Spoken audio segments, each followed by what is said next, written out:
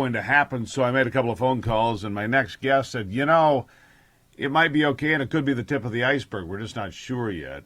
So I decided to get him on the program here. Terry Sawchuk Welch, joining me on the program. Terry, good to see you. Good morning, Steve.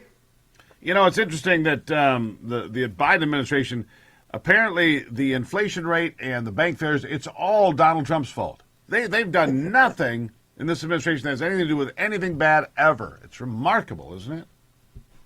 Well, they certainly have a tendency to pass the buck. That is it's the Democrat playbook, unfortunately. They never take responsibility for anything. And you can see what we're dealing with now. And it is absolutely a result of mostly the policies that were implemented during their reign when they took over after COVID. So let's talk about the bank collapse. Let's talk about the fact that, the bonds were paying nothing, right? Basically, the bonds they were holding were paying nothing. Bonds are now worth a lot more, and so they're stuck with bonds that are basically worthless, and they have to come up with an answer. And then Peter Thiel, in a conference call, said, get your money out of that bank. And you told me $40 billion came out in 2 or 3 hours last Thursday. That was the end of it, right? Yeah, that's what started the bank run. It was the conference call with Peter Thiel, and it just underscores, Steve, the difference in how banks work today versus when they did even 10 years ago, because now it's all electronic. A bank run takes hours. It used to be you'd have to go and you'd have to stand in line and you'd have to fill out some paperwork and you take your money out. Now you can click a few buttons with a mouse, wire the money to another bank, and it's all over. And that's really what caused the run, because no bank in America can withstand depositors taking, they have 10% of what they need on hand.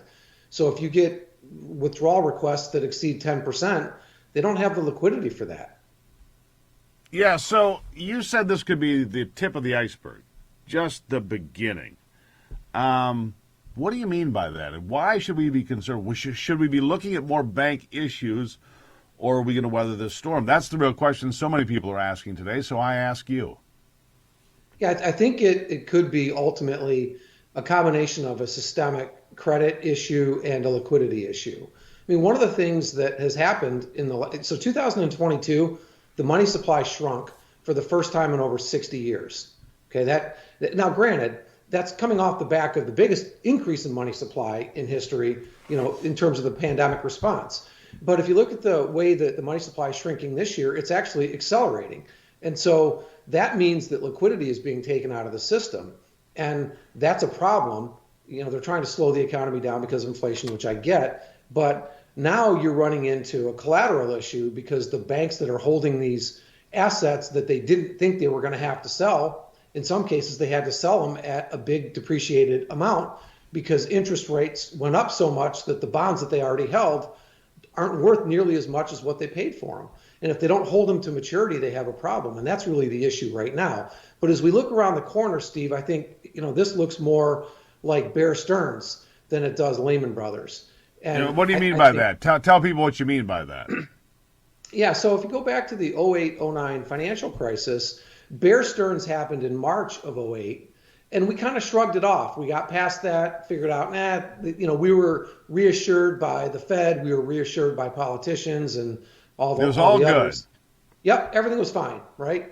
And then in 2009, or I'm sorry, not 2009, but in September of 2008, Lehman Brothers collapsed, and that's when all hell broke loose.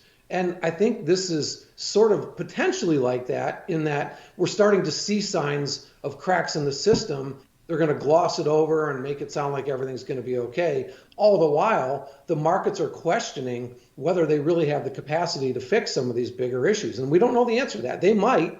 The Fed has an endless supply of money that they can print. The problem that you run into is when the rest of the world doesn't believe that they can solve the problem anymore, they lose their credibility. And now the dollar drops, and you have, a series of other issues that could be very significant. Right. So the question then becomes, where do we go from here? These bond issues, this is a direct result of the inflation going through the roof, right? I mean, this is what puts these bonds at a disadvantage. So this is not Donald Trump's fault. They did not inherit inflation. Inflation is something that's been created by this administration by dumping all of this money into the system, right? Yeah, so this gets filed under the play stupid games, win stupid prizes category. So if you go back to the COVID response, right?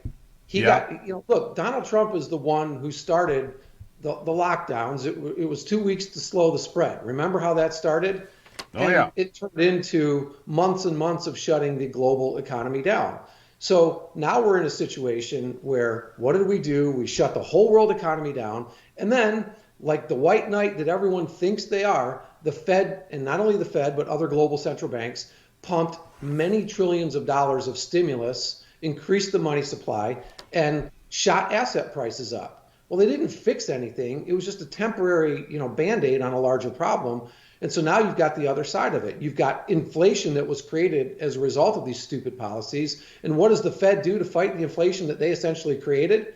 They start raising interest rates, and we've raised rates and tightened financial conditions so much that now they're starting to break stuff. And by the way, Steve, it's not a coincidence that one of the ways that this problem is going to resolve itself is by all these depositors leaving these regional banks and going to the big four. Shocker. So the big banks get more money and more control and more power. More power. And we've only got about 20 seconds, but we talked about this a bit last night when I was talking to you on the phone. I mean, is this the government takeover of banks beginning? Because that's the way it starts to look. 20 seconds. After a series of things that happen, you have to stop assuming that they're a coincidence, and you have to start thinking that maybe this is being done intentionally. So Yeah, the answer to your question is probably yes. There you go. Well, it's not good news. Terry Sawchuk, always appreciate the insight, whether I like it or not. We tell you the truth, even if it hurts. Terry, thank you. My pleasure, buddy. Good to see you. All right, we'll take a break here. That's the best I can do for you, give you the best insight I can. Back in a moment on the Steve Gruber Show.